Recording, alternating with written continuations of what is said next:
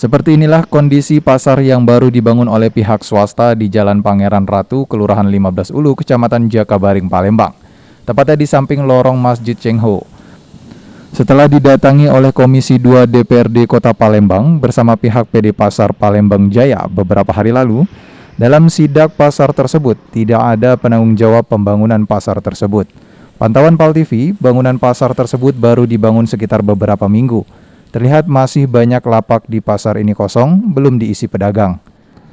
Menurut keterangan Abdullah Taufik, anggota Komisi 2 DPRD Kota Palembang, pasar 15 Ulu ini diduga tidak dilengkapi izin dan melanggar garis sempadan bangunan serta garis sempadan jalan.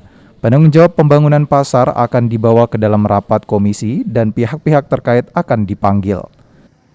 Komisi 2 melakukan sidak ke pasar di Jakabaring, salah satu pasar yang didirikan oleh pihak swasta, yang mana pada hari ini kami mendapat laporan dari masyarakat adanya pembangunan pasar yang terletak di dekat Masjid Cengho.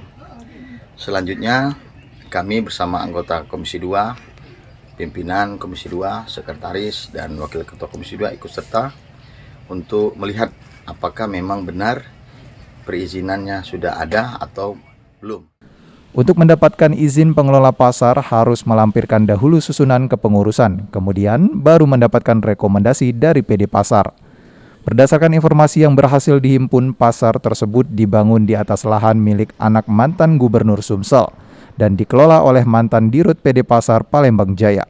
Irawan, PAL TV.